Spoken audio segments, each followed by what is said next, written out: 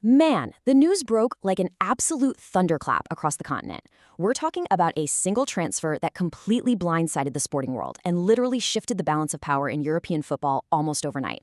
In this explainer, we're diving into a saga involving the absolute pinnacle of midfield talent, eye-watering sums of money, intense rivalries, and the heartbreaking end of a golden era in Manchester. This is the story of how strategy, aggressive opportunism, and a colossal financial gamble culminated in the most dramatic hijacking of the summer, a moment that altered the destinies of three massive clubs in the blink of an eye. So you have to ask yourself, why in the world was flight PTN-27B suddenly the single most tracked plane on the entire planet? Well, to grasp the sheer agonizing tension of this transfer, you've really got to picture the scene on a frantic Monday evening. A massive crowd of journalists and fans had completely swarmed the terminal doors at El Prat Airport in Barcelona, their eyes just glued to refreshing flight tracker apps on their phones. Taking off from Manchester, this Pilatus PC-24 jet was instantly delayed, running 101 minutes behind schedule.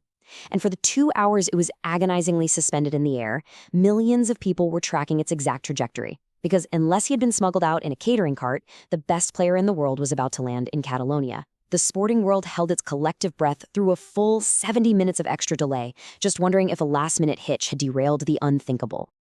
Get this, the psychological misdirection of how this all played out is absolutely staggering. Just a few days prior to this frantic flight tracking, Rodri was actually spotted standing completely alone in a queue at Barajas Airport in Madrid. He was wheeling this tiny Spanish Football Federation suitcase, dressed casually in just a t-shirt and shorts, waiting to board a completely ordinary budget Ryanair flight back to Manchester. It was supposed to be a brief, quiet trip just to pack up his life and say his goodbyes, right? The sheer, unassuming ordinariness of it effectively lulled the English press into a false sense of security. But then, the ultimate bait and switch. Fast forward to Monday, and he arrives in Barcelona on a private jet, one way, with his entire family by his side. That brief trip to pack up his life transformed into a stunning arrival in Catalonia that left the football world totally paralyzed in disbelief. Let's talk numbers, because the finances behind this operation are genuinely earth-shattering, especially when you factor in Barcelona's well-documented, precarious financial tightrope. Somehow, they managed to secure the 30-year-old phenom on a massive 4-year deal. The base fee alone sits at a staggering 60 million euros, which is roughly 65.4 million pounds, with an additional 15 million euros in add-ons, 11 million of which are virtually guaranteed to trigger. What makes this financial commitment so absolutely fascinating is that Barcelona did not begin the summer prioritizing a holding midfielder, not at all. They had massive, glaring holes in other areas of the pitch that desperately needed funding. But look, when a fleeting window of opportunity opens to sign a player of this supreme generational caliber, you completely pivot your strategy, you find the money, and you break the bank. Because this wasn't just a panic buy. No, this was Barcelona securing the absolute apex predator of world football. We're talking about a player whose recent resume reads like a video game completionist's dream. He is the 2024 Ballon d'Or winner. He is the 2026 World Cup best player. He's a 4-time Premier League champion, and the man who literally single-handedly scored the goal to give Manchester City their first ever Champions League title.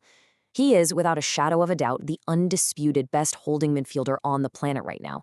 He isn't just a passenger in elite, trophy-winning teams. He's the engine, the steering wheel, and the navigator all rolled into one. He defines them. But the decision wasn't just cold, calculated business, you know? It tore at the very fabric of his life. In his incredibly emotional farewell, Rodri just poured his heart out to the City faithful. He stated, "City didn't just make me grow as a player, they made me grow as a human. Manchester shaped my whole life. It's time to say goodbye. My heart will always be blue." He had spent 7 incredibly successful, defining seasons at the Etihad. He watched his brother graduate from a local university there. His girlfriend worked tirelessly for the NHS in the city. Tearing himself away from the very club and community that meticulously molded him into a global superstar carried an immense, heartbreaking psychological weight. His departure, however, doesn't just happen in a vacuum. It's the definitive catalyst in a massive, crumbling empire. The legendary, unstoppable era at Manchester City is fragmenting right before our eyes. First, the visionary architect of it all, Pep Guardiola, steps down after a decade of absolutely unprecedented dominance in English football. Then, foundational, irreplaceable stars like John Stones and Bernardo Silva depart the club. And finally, the ultimate structural pillar, Rodri, leaves the building. It is a seismic, terrifying shift for the blue half of Manchester. a complete changing of the guard that strips away their invincibility and leaves massive looming questions about their immediate ability to compete at the very top. And wow, the terrifying reality of this new Rodri-less era was exposed almost instantly. Under the fresh management of Enzo Maresca, City stepped onto the pitch to face Arsenal in the Community Shield, and it was a visceral nightmare. They suffered a crushing 3-0 defeat. But honestly, the scoreline wasn't even the most alarming part. It was how visibly disorganized and lost City looked on the pitch without their orchestrator operating from the deep. The suffocating, relentless standards they've set over the last decade completely vanished. Their signature composure was entirely gone. It exposed a glaring, fatal vulnerability, proving to the entire world just how much of that meticulously crafted dynasty relied squarely on the broad shoulders of one Spanish midfielder. Part 1. Stealing Madrid's missing piece. The tug-of-war for the world's best midfielder. Because the real drama here wasn't just that he left City. It was exactly who he rejected to join Barça.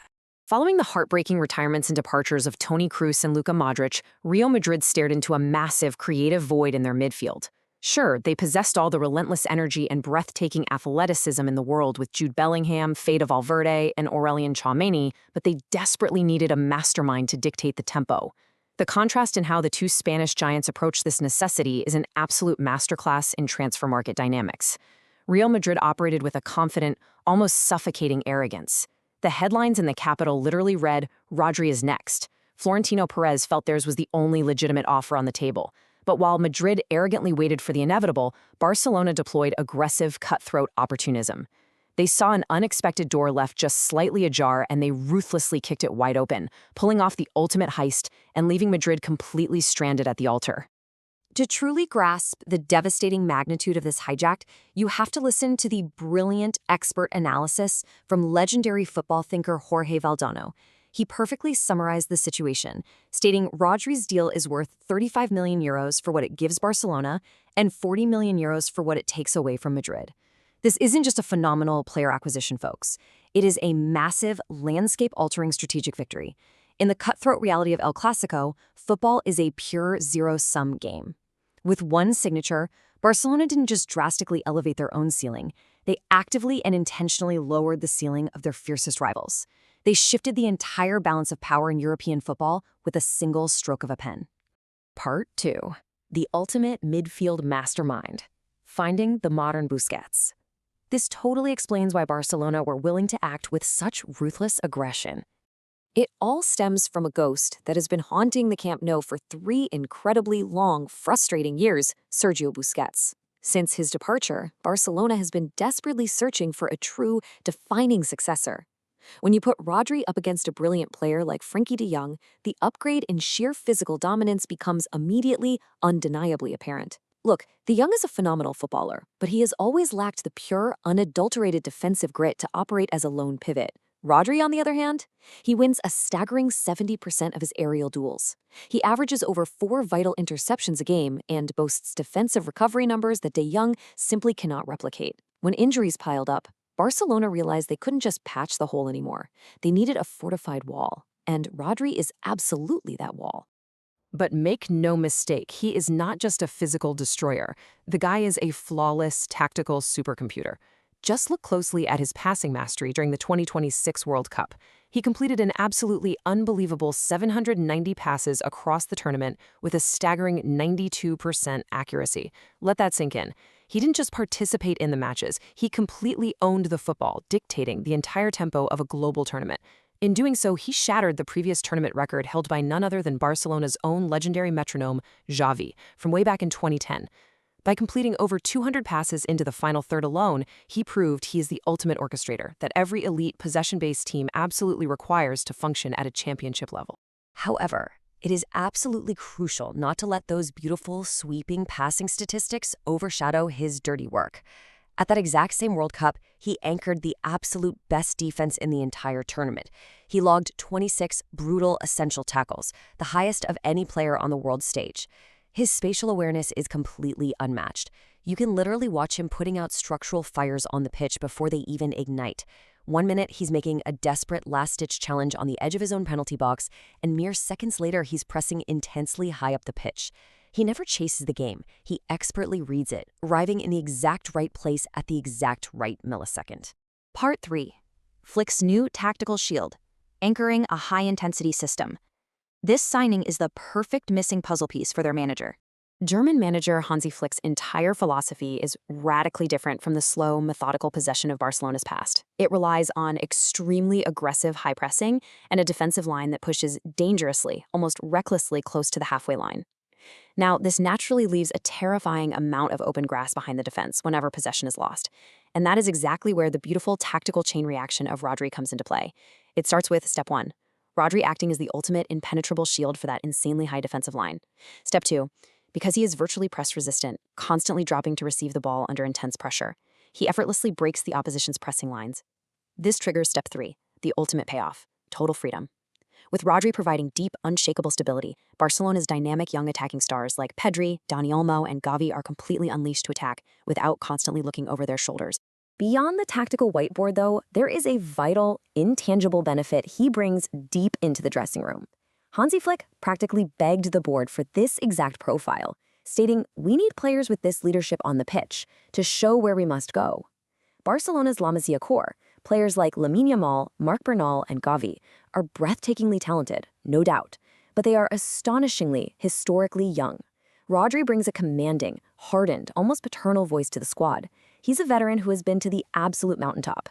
He knows the agonizing grit it takes to survive a Champions League semifinal away from home. His job isn't just to pass the ball, it's to guide this raw, youthful brilliance and mold them into ruthless serial winners. But, okay, we absolutely have to acknowledge the terrifying elephant in the room here, the astronomical risk involved. This is Barcelona's massive, all-in financial gamble. Remember, this is a club that has been carefully counting pennies and pulling financial levers for years just to survive. They had other glaring, critical holes in their squad, particularly the desperate need for a true, established striker to eventually replace their outgoing, aging veterans. By taking the vast majority of their limited transfer funds and heavily allocating it to this one massive statement signing, they are literally betting the entire house. They're wagering their season and perhaps their long-term financial stability on the theory that absolute midfield control will successfully negate their goal-scoring deficiencies up top. Which leaves us staring at the ultimate lingering unknown, and it is a massive one.